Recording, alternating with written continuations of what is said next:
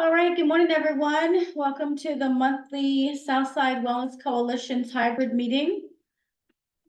My name is Kenan Tyner-Smith. I'm the fiscal agent for the coalition. Liam Hudson, who's the chair of the coalition, is not able to be here today. He is actively presenting in a conference in another part of the state. So I'm stepping in for him this morning. If you'll go ahead and check your volume, and make sure you can hear me. If you cannot, please go ahead and turn your volume up on your end. You can see I have a blank screen there of someone who's checking the volume on our end on the other side. Got people coming in the waiting room. What I'll do first is share screen on the agenda, and then we'll start introductions. And then I'll give everybody a chance to come in the room before we get started. All right, as you'll see on your screen, our agenda for today. Let's start with the approval of minutes and then the presentation by the folks at Recovering Hands. To give an update on behalf of Liam, and if anyone else on the leadership team has an update, followed by updates on our many different events that have been happening, updates that are coming up, trainings that we're announcing, and then certainly a reminder that our next meeting is in 1 month on November 21st, again, a hybrid meeting. All right, so with that being said, we'll start with introductions in the room, and then we'll jump and popcorn it on the Zoom call. So Stephen, I'll start with you. Stephen's in the room here with me. Good morning, everybody. Stephen Wilson, member of the local recovery community and member of the Wellness Coalition for about 6 years now. Thank you. All right. And then Veronica. Good morning, everyone. Veronica Turner here, prevention specialist at Southside Behavioral Health in Clarksville. All righty, and I'll pass it to Allison. Hey everybody, I'm Allison Byrne. I am the Community Engagement and Partnerships Coordinator at the Richmond VA Medical Center. I will pass it off to Kim. Hi, I'm Kim Adams, CEO and Program Director for Recovering Hands. Recovering Hands is a residential recovery support center in Nathley, which is Halifax County. Awesome, welcome. And Callie? Hi, everyone. I'm Callie Elliott, and I am the Executive Assistant for Recovering Hands. All right, good morning. Catherine? Good morning. My name is Catherine Maloney. I'm the Chief Financial Officer and Development Officer at Tri-County Community Action Agency. I've been with the coalition for about 5-6 years now. Happy to be here and see some new faces. Good morning. Then we have Darnell. Good morning, Darnell Carter, Director of Operations with Brunswick County Public Schools. Awesome, good morning. Shannon.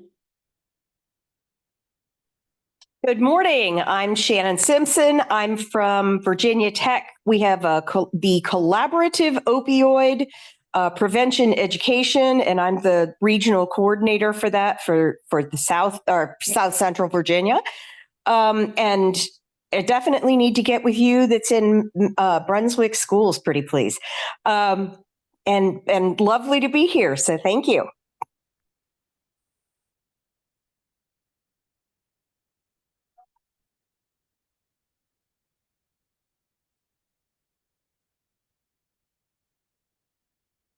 Kenan, we didn't hear you if you said something. Sorry, next one is Brenna. Good morning, Brenna Link, Population Health Manager for Pennsylvania, Danville, and Southside Health Districts.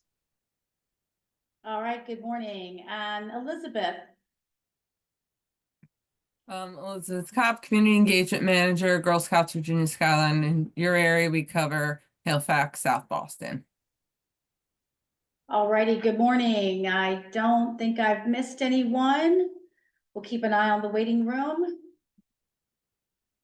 All right, I'm gonna move to the approval of last month's minutes. Those of you in the room have them in front of you at your desk. Those of you on the call, I'm gonna share them right now.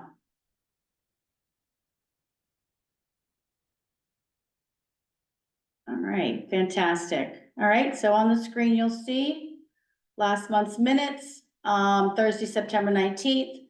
You can see they're posted now on the blog and we're available in Monday's monthly newsletter. Those present, guest speaker from VMAPA, updates on veteran outreach, the We Stand Together Summit, the Sakova Summit, the Trauma Informed Care Network, and updates from members on the call, and adjourned at 11:18. All right, floor is open for any questions about the minutes.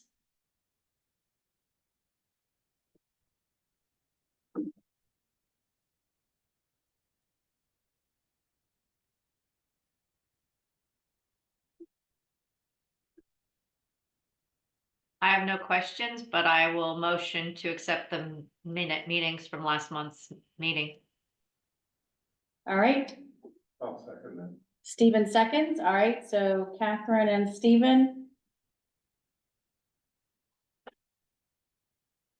And again, a reminder, the entire recorded session is on the blog. All right, with that being said, we'll return to our agenda. We have a presentation this morning. And I'm going to do introductions. So this morning, we'd like to welcome Kim Adams, who is the CEO and Program Director of Recovering Hands. Kim is a woman in long-term recovery from a substance use disorder since February 3rd of 1991. Her affiliations with 12-step organizations have empowered her to be able to play an instrumental role in the lives of many hundreds of women. She attended the University of Hartford after graduating high school in 1975.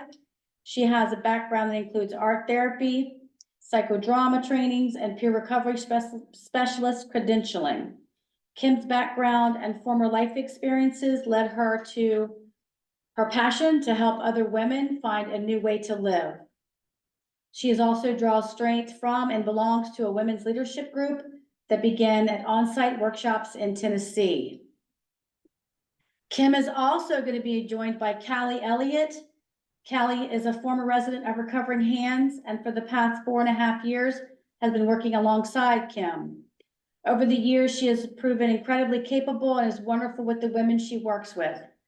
Today, Callie serves as Recovering Hands Executive Assistant. Besides working full-time at Recovering Hands, she's also a student at Old Dominion University studying human services. She holds a liberal arts associate's degree and is also a licensed cosmetologist. She is here today to tell you a little bit about how she got to Recovering Hands, why she continues to work there, and what kind of substance use solution Recovering Hands offers. Welcome, welcome. Glad you all can join us this morning. Thank you. Thank you so much for that introduction. We are really glad to be here. What an opportunity to be able to speak to you today about this resource. For many years, we don't do advertising, we just do networking. And so for many years, there were a lot of people who didn't know we exist. But this year, we kind of hit the map with a new building that we're putting up on our property, where we went to the Board of Supervisors and there was some great publicity, and we've done some major fundraising. And so we're really, really glad to be here today. I've got a little presentation I'd like to show you. So are you sharing my screen for me, Kenan? No, I've given you, That's right. Yeah. So you should have share screen at the bottom of your screen as a green button that will enable you to bring up your presentation. That's what I've got, share. Okay, and I'd love to be able to do it in the mode of, but this is in my way. Let me move that. Yeah, we see it. We see your slideshow right now. There we go. All right. So I just there we go. So I wanted the beginning of the slideshow basically just gives you some pictures of what we do here, because it's so much better in person, and this is the next best alternative. Currently, our space includes this group room, which we get together in every morning. We like to say this is where all the magic happens. We get together after the women get up, 7:30 or so, and they feed the animals by 8 o'clock, and they come in to the group room where we do our morning check-in.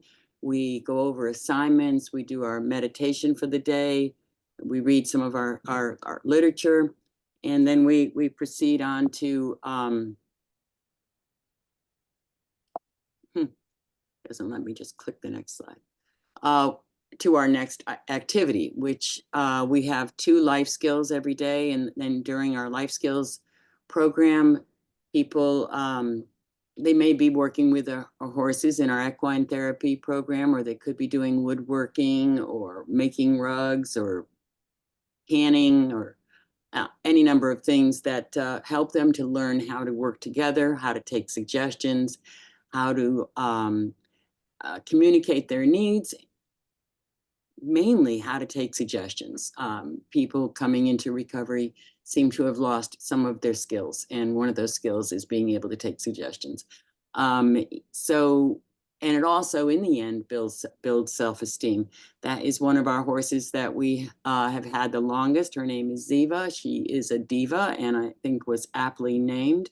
She's a beautiful horse for us to work with, though, because she is very smart and very cooperative. This is an old 150-acre tobacco farm, and that was the livestock barn that was built over 100 years ago, and it still services us. We have a labyrinth, which is for walking meditations. Anybody who wants more information on what a useful tool the labyrinth is, I'd love to elaborate. Another view of the labyrinth from the pond. And we have a greenhouse that is just amazing. This greenhouse it doesn't produce a lot of our food, but it really helps with wellness. Having your hands in the dirt all year long, and there are so many plants in there. I'd love to take you for a walk inside it. Mostly they're house plants, and my husband's happy to have them out of the house. This is our little, we call it a chaplet. It's a mini chapel. The Main Street United Methodist Church in South Boston built it for us mostly, and it's just amazing. Really is a spiritual place to come and connect with whatever your higher power is. And part of the 12-step program is to develop a relationship with a higher power. So we like to provide, some avenues that are helpful for that. This is the cabin. The cabin it used to be a tobacco barn, and it is now a really nice space. We only have 4 beds. Each girl has her own private space, as you'll see in the upcoming slides. That wraparound porch is really conducive to the kind of communication and space that we need to do the work we do here. This is one of the spaces. It's hard to get really good pictures from inside. Each girl does have her own space. And the way that these bunks work, the one you're looking at is an upper bunk, and right across from it is a lower bunk. And then they're all 4 of them are that way. This is taken from that bunks up on that bunk, which is like being in a little tree fort. And you can see the kitchen through there. Excuse me. A piece of the kitchen. Another piece of the kitchen. So all of our real meals at the bathroom happen in the main house right now. We serve a community lunch, family style. The residents help to plan for it, cook it, clean up after it, eat it. We eat it all together. We are sitting at that table that we do our meals at, but this is a life skill happening right there at the table.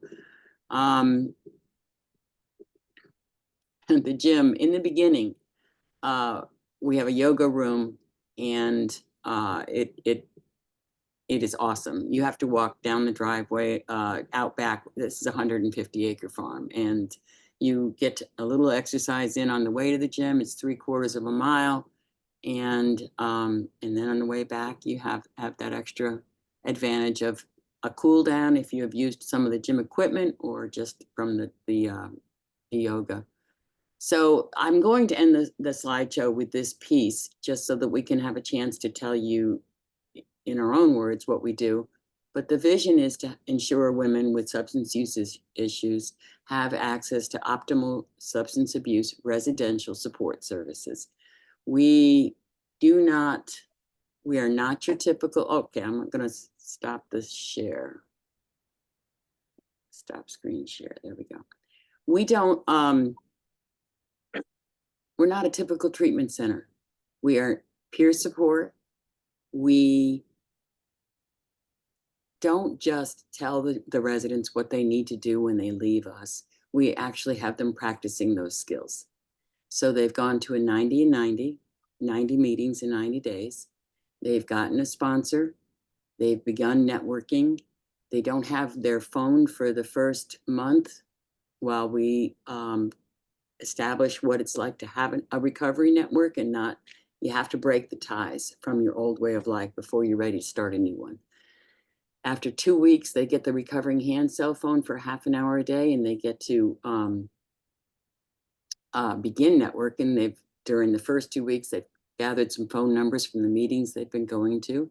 They begin networking, and then after a month, for an hour a day, they get their own phone, and they're still expected to do some networking before at some point during that hour.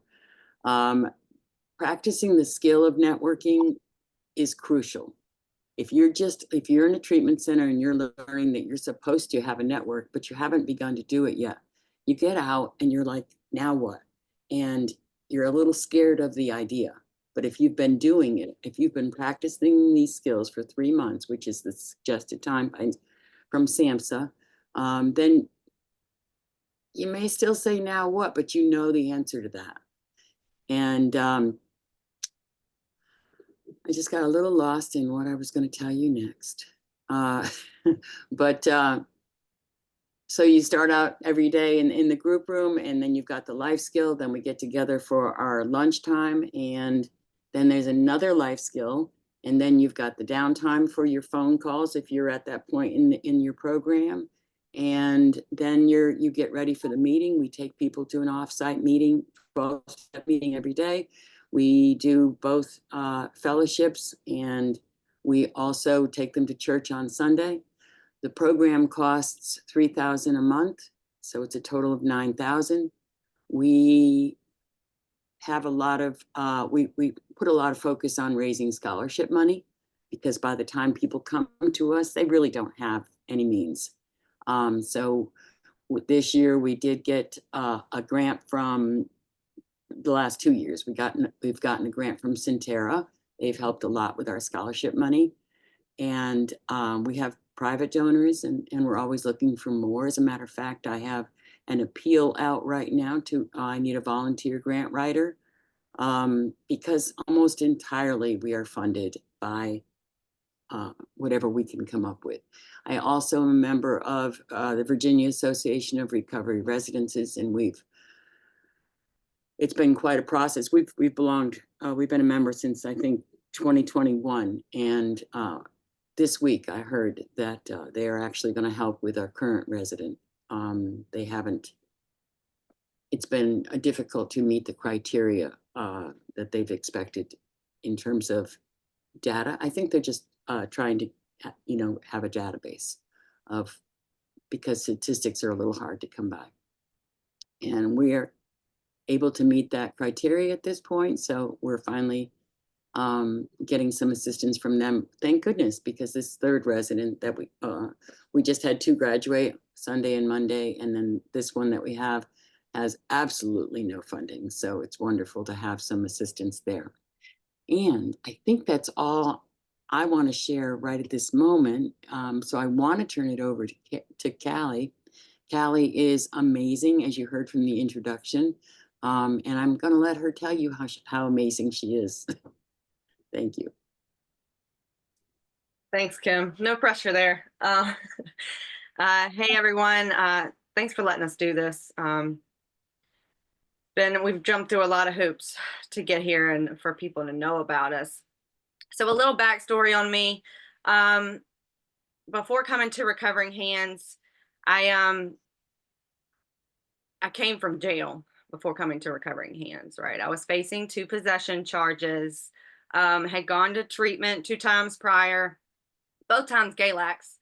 My first experience, I used while I was at Galax. It was a pretty rough environment, and I came back home, and I OD'd in my kitchen floor, right? I had been able to establish some things while I was there, but no ability to actually use it when I got home because I was going back into the same environment. So about 6 months later, I ended up in the hospital and severe DTs in front of my father, my poor father. And the CSB came to see me. And at that point, I had no funding, no health insurance, and I was ready. I was extremely sick. I was dying. And so the CSB came to see me, and they offered me 5 days in Galax for the detox. And at that point, I was willing to do whatever I could do. And while I was there, I begged for more time there, and they were able to give me 3 days. So I spent 8 days in Galax. And then I came back home to the same environment. And no tools. I had no idea how to stay clean, none whatsoever.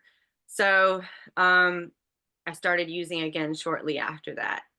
And that's when the criminal charges started, right? I had 2 back-to-back possession charges. The second time I went to jail with no idea when I was going to get out, no bond.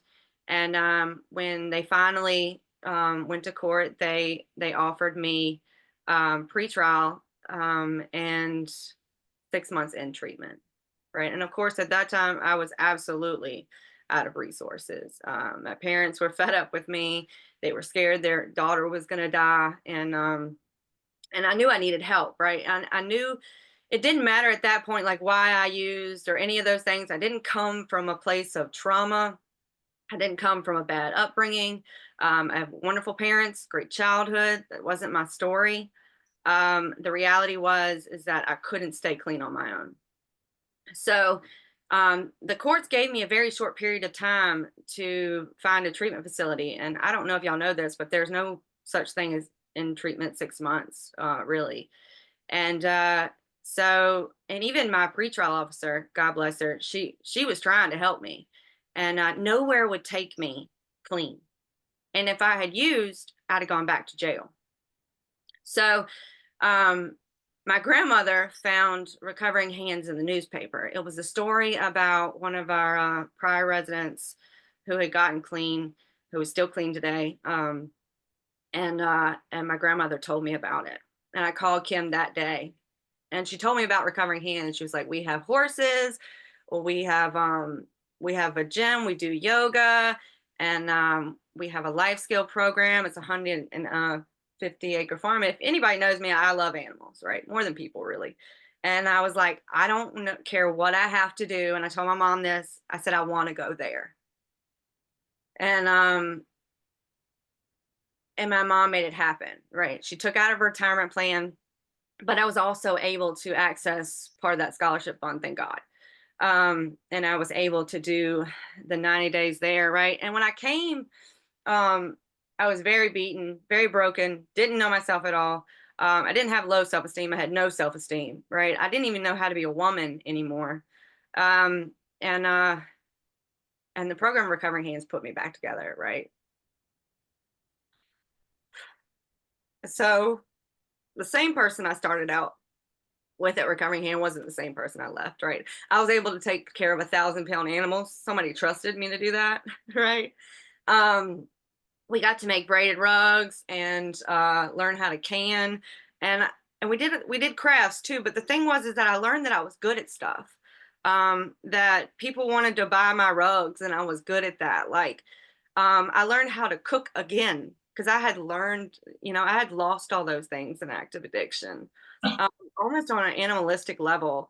And I had learned to be those things again. I started to feel like a human again, like I was a productive person. And I didn't even know that there was like a recovery environment, right? I started going to 12-step meetings every day. And when I found out when I got there that Kim at the time had like 29 years, I was like, what? I thought you used or you didn't use. I didn't know that there was an in between, right? I didn't know there was such thing as recovery. I didn't know that there was a whole community here in Halifax County and surrounding of recovering addicts, right? And today, those are all my friends. Like all my friends are recovering addicts today. I got a sponsor. I did 90 meetings in 90 days. And today I'm a sponsor, right? And I thought that getting clean was going to be the thing that was like my biggest accomplishment in life, but it wasn't. When I left Recovering Hands, I think I was about 4 months clean when COVID hit. And all of our meetings shut down and nobody had ever heard of that. And if you know anything about being a recovering addict, connection is what keeps us clean, right? And so we lost that. And so when we leave Recovering Hands, Kim doesn't let us go, right? We're still a part of her life and her world, right?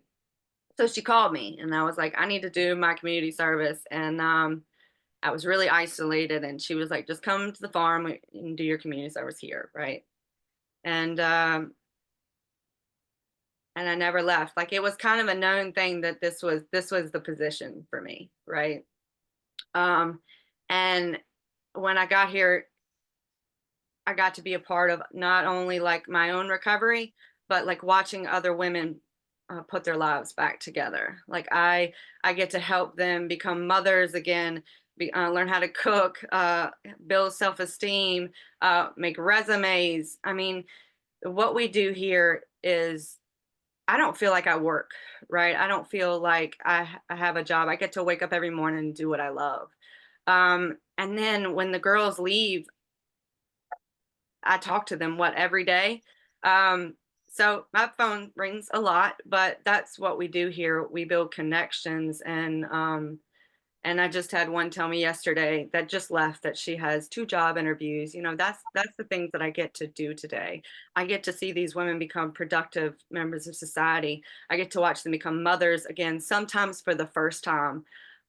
So it's a little spiel about what it's like for me to be at Recovering Hands. Also, she had mentioned on the thing that I'm also a student, right? So there are other things that I do not only for the girls, but for my own recovery. And I've gotten the ability to go back to school, and something I never thought that I'd be able to do.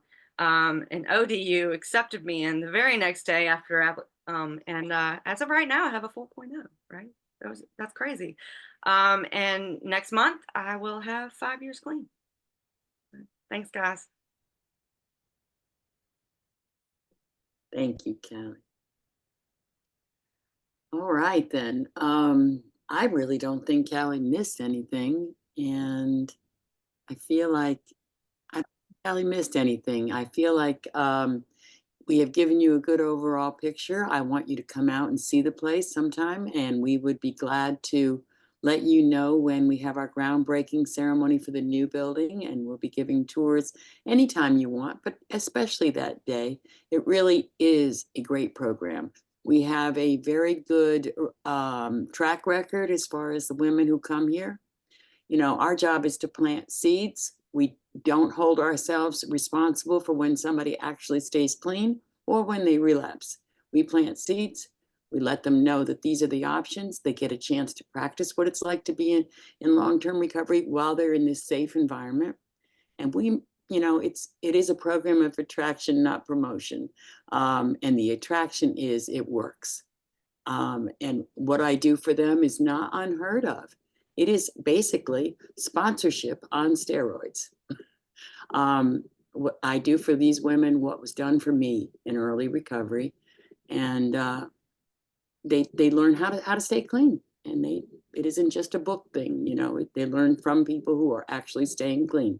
They get to go to meetings and they see what doesn't work too, because sometimes some people's recovery isn't attractive, and they get to see that too while they're here in this safe environment. We have taken people back, you know, if somebody's struggling. One woman came here and went to a sober house in Richmond afterwards and found she didn't feel safe. She didn't feel like she had her recovery under control. And so she ended up coming back here for another month. And, you know, we do what we can do to support people, because that's our goal. We don't make any money here, that's for sure. I have yet to take a paycheck, and I've been doing this since 2015 officially. So it isn't about the money. It is about saving lives, and that's what we do. Thank you. Thank you, thank you. The floor is open for questions.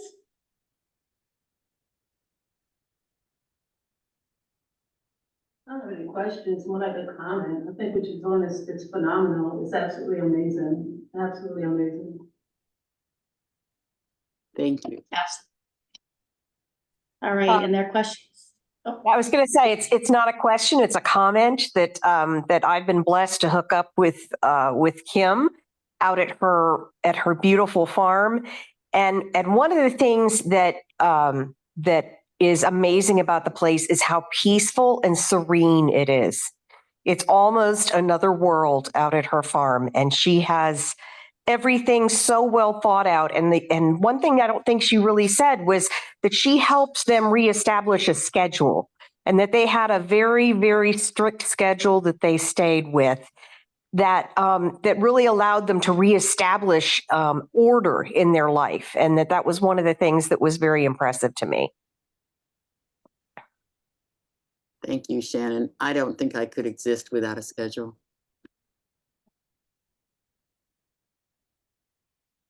Callie's in school now, and I told her yesterday she needs to make herself a schedule so that she knows how many hours she's studying every day. And that way it's not all up in her head. Just get a schedule, color code it.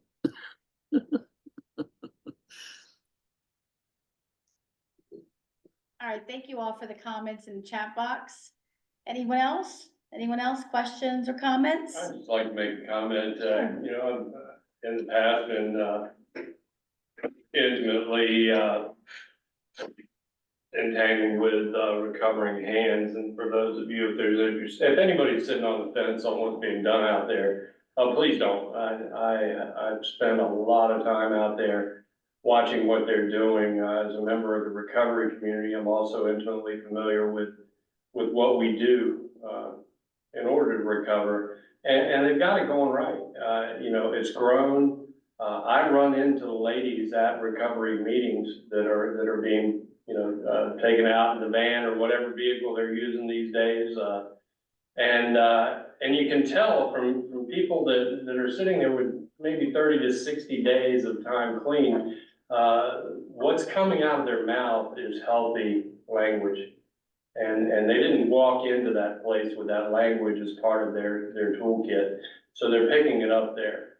It's a wonderful place. It's a wonderful program staffed by wonderful people. Thank you.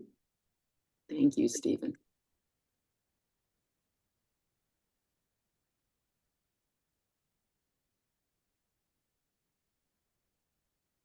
All right, anyone else? Floor is open. All right, thank you, Kim. Thank you, Callie. We appreciate you joining us today. Thank you. We appreciate the opportunity, Kenan. All right, we'll get off the call now, okay? Yes, you're welcome to stay with us either way.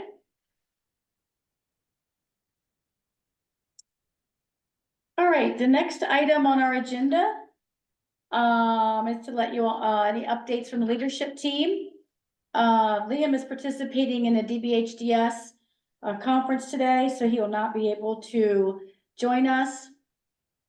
He says he is engaging in a statewide audience on disparities and approaches to access affirming healthcare in rural communities, and will speak to our work as a coalition as part of his presentation today. So we look forward to hearing from him again later next month. Are there any other updates from leadership team members?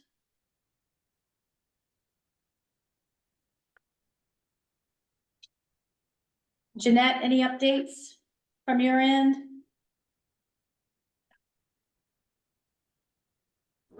No, ma'am. Thank you for asking. Alrighty, no worries.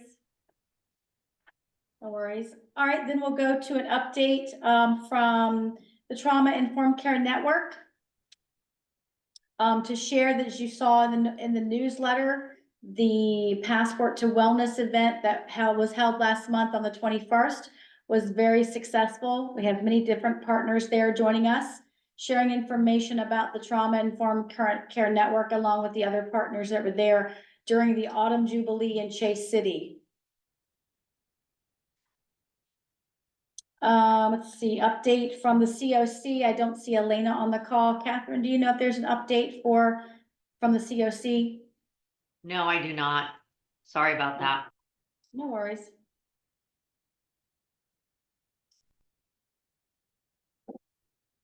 All right, an update on veteran outreach. We had quite a bit of outreach last month. This month, I haven't heard from Dennis yet, but I do believe there's an event being planned for later before the end of the year. We have that information. We'll put it in the newsletter, the next newsletter. All right, update from We Stand Together Summit. We had a wonderful turnout. 89 people participated in the We Stand Together Summit this past Saturday in South Boston at the Southern Virginia Higher Education Center. There was a photographer there that took a lot of wonderful photos. We had some great outreach, which I was going to share with you a little bit of the numbers on that. We had wonderful outreach through our social media, as well as our media campaign through MPI out of Raleigh, who shared the PSAs for the We Stand Together Summit, as well as an ad for the summit across all the way from Brunswick County all the way through up to Blacksburg and Roanoke. Our youth PSA reached over 48,000 people. Our adult PSA reached over 57,000 people, which gave us an engagement of folks watching that commercial 76,000 times.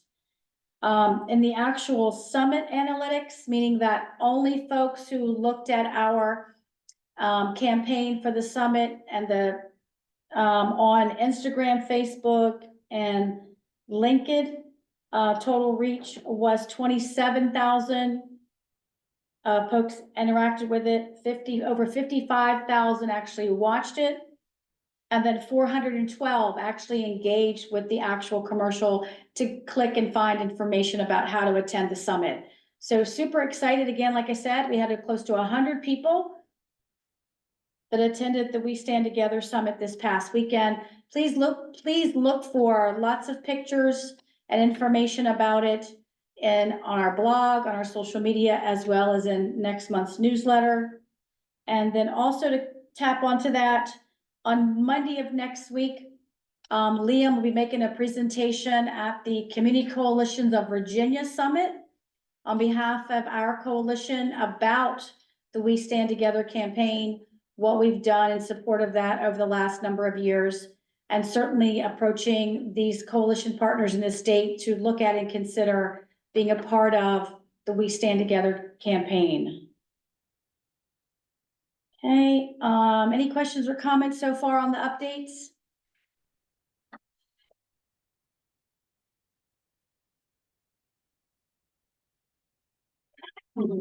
My live audience just gave me the look. And then we have, the next update is, the Drug Take Back Day. As many of you know, that Will Stembridge, member of our leadership team, is putting together for us. And I just said I was gonna share it. Where did it go? Oh, there we go. There we go. Hang on one second. Let me see. Oh, there we go. There we go on the screen. That will put together a drug take back day event. As you all know, that's a national event that takes place in April and October. This year on next Saturday, October 26th from 10 to 12, we will be supporting Will and Drug Take Back Day with the Chase City Police Department. While at that event, we'll also be providing lock and talk medication boxes and sharing the message around asking people to secure their lethal means, which are loaded handguns and unsecured prescription, non-prescription medications, as well as offering Rapid Revive, which is teaching people in less than 15 minutes the signs and symptoms of an opioid overdose, and providing them with a box of Narcan and a Revive kit that comes with a face mask, instructions, and certification cards. They're able to get additional Narcan from the local health department.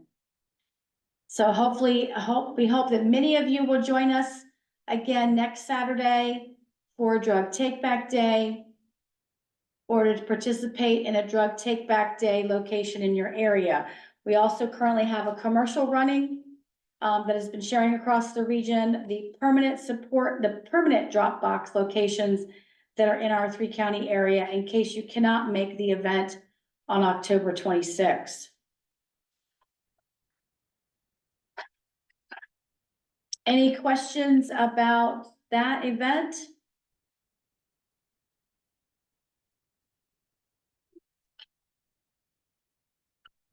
The permanent locations are also on our website if they don't get to see the commercial. Awesome. Sarah says they're also on our website. Sarah Weissman, our marketing coordinator, came in a few minutes ago. Added her to our attendance. She said you can also find it on our website, and I can send it out in the minutes as well. Yeah, if you send out that flyer, it's at the bottom. Okay. Awesome. Will do. Will do. All right. Awesome. Kim dropped in the chat box. Also, if you want to be notified of the groundbreaking ceremony, please drop your email addresses in the chat box. If you drop your email in the chat box for Kim, I can get those out of the chat and send them directly to her in an email later this afternoon.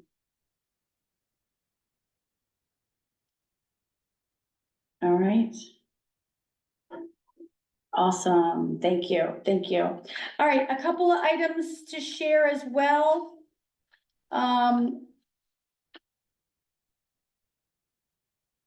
We are going to be launching in November and December, certainly looking forward to our discussion of nominations for the FY25 Coalition Leadership Team. We will have just a few folks that a few positions that will be open for the election period.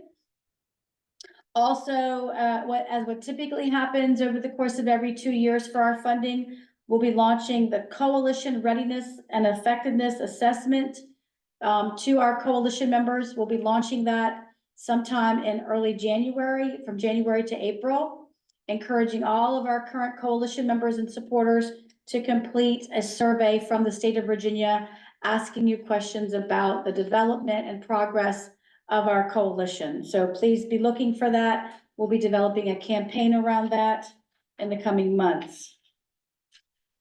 And then also, I think I mentioned the last meeting, but I'm not too sure. I don't see it in my last month's minutes. We are looking forward to finishing an application for a Partnership for Success grant through SAMHSA that will allow us the opportunity to hire a community coalition coordinator. So be looking for that advertisement when it gets announced. I mean, someone to join our prevention team, whose position will be to focus on the growth and development of the coalition, as well as the trauma-informed care network. So that is super exciting news to share. And once that gets finalized, we'll be announcing and advertising that for our team as well. All right, with that being said, the floor is open for member news, member updates. I have some fantastic news. With the COPE program, one of the things that we do is that we provide the Botvin Life Skills program, which is, a life skills building program as well as an anti-drug material curriculum that I have been able to get into Mecklenburg County, into the at-risk students area, which is so exciting for me. It may be reaching a small number of students now, but if it is effective, they will consider using it countywide, which is fantastic. We've also gotten into Lunenburg, and Campbell County is doing the program soup to nuts. They are using it in every grade level, and they are using their health professor, their health teachers, their guidance counselors, and their SRO officers to bring the curriculum to the children, which is a very unusual way of doing it. And it's fostering the relationship between the SRO officers and the students. And they are really enjoying it. And I went and observed this week, and it was fantastic. So there are some new ideas. One idea that actually has been put forth is there's a parent program, and discussing doing a parent program at like football practice while the parents are waiting for the kids to do their practice, to bring the program to them. So that was another thing that was brought up and mentioned that I thought was a really good idea that I wanted to share. And I think that's about it right now. But thank you all for listening.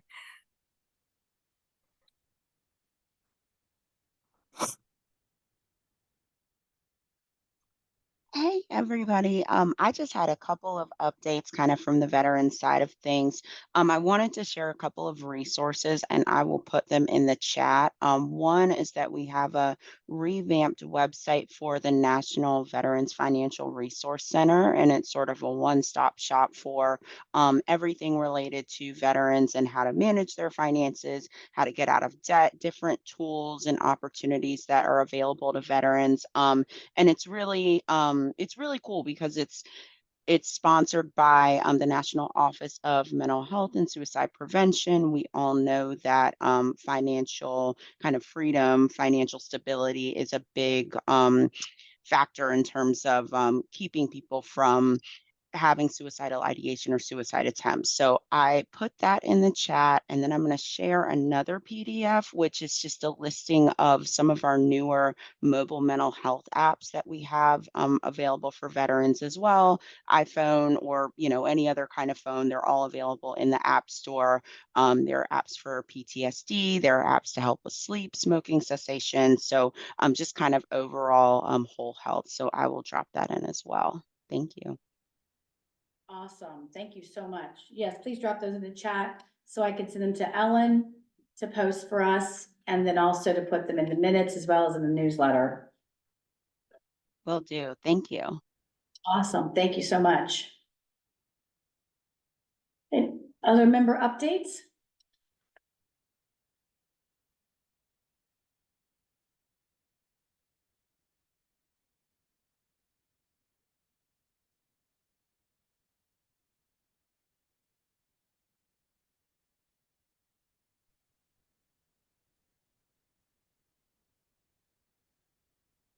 All right, so moving to the training announcements.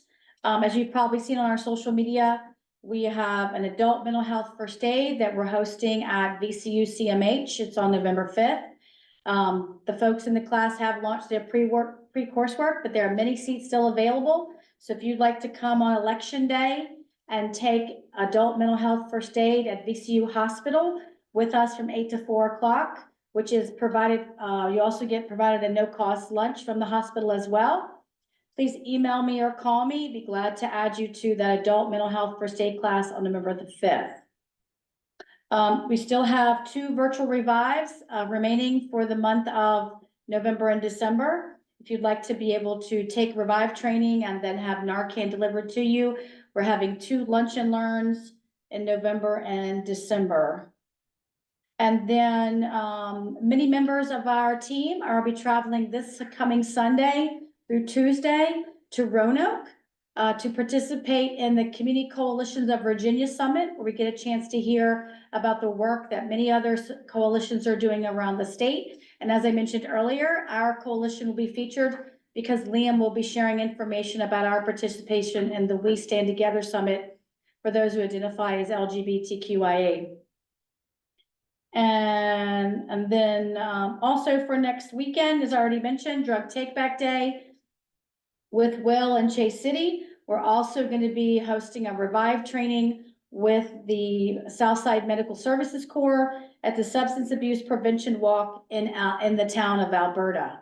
So and also we're doing Boynton Day. That's right, I should mention that too. We're also going to have a table at Boynton Day. So we're going to have 3 simultaneous opportunities on October 26th for you all to come out and join us on October 26th, either in Boynton Day, talking about who we are and what we do, or in the town of Alberta at the Substance Abuse Prevention Walk, or in Chase City at the Drug Take Back Day with Chase City Police Department.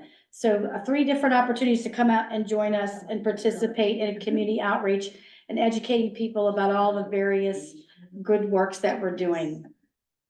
Awesome. All right, and I see 2 more items dropped in the chat box about new girls forming Girl Scouts in South Boston. Thank you so much for sharing. Shannon is sharing her new program about profit. Awesome. Financial programming. Great. Thank you all for putting all that information in the chat. That helps me get that back out to folks, as well as to make sure that minutes are very accurate. All right, floor is open for any questions, comments.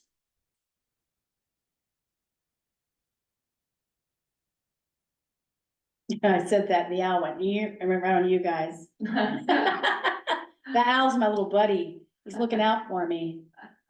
All right. No questions? All right, just want to mention our next meeting will be again hybrid on November 21st, beginning at 10 a.m.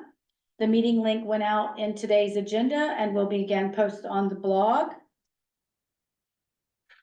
And Elizabeth just dropped a picture in there for me for the minutes. Thank you so much.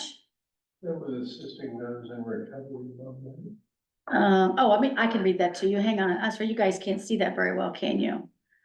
Let's see. Allison dropped in the National Veterans Financial Resource, excuse me, Center, a mobile app, which I'll download. It's a PDF. I'll put that in the newsletter. Elizabeth shared troops forming in Halifax, South Boston, new girls interested in joining Girl Scouts. So invite a friend. And then Shannon said there's a new program available for assisting those in recovery with their finances. And she's put a link there along with her email. All right, and I can put that out, send that out as well. Yeah, I'd like to see that. We may have people that can use that. Okay, so Shannon, I'm going to send that directly to Stephen as well. Separately, he wants to get a copy of that, so I'll email that to him. Okay, Stephen, terrific. We're going to set up, Shannon has offered to do it out here at Recovering Hands. We're going to set up a workshop if you want to be on that email list. Please. Awesome. Could you send me the information as well? Because I can disseminate it to everybody. Absolutely. Right now, the program, it's done through University of Kentucky, I believe, and the certification to teach it is not difficult. But in order to have access to it, you have to become a master volunteer for 4-H, which, of course, I'm going to advocate for that. But in the meantime, until we get everything sorted out about how we can train trainers for it, I'm happy to come do the classes. But it gives them a workbook and a means to talk about money, which is something that, people are very, very reluctant to talk about it in any shape, way, or form. And people in recovery, this also helps them plan if they have fines they need to pay or if there's restitution. It takes all that kind of thing into account so that it normalizes talking about money and being transparent about it. That sounds fantastic.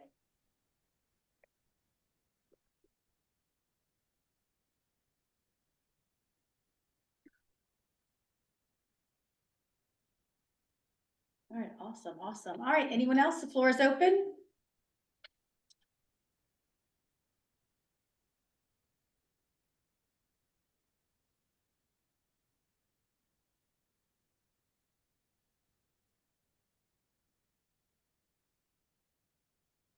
All right, if not, I'll adjourn the meeting at 10:55 a.m.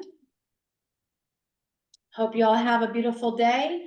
We will then post this recorded session to the blog, and when the minutes are ready, they'll be sent to Liam for approval, and then we'll come out in the next newsletter. Kenan, did you want to talk after this? Or do you want to postpone that conversation?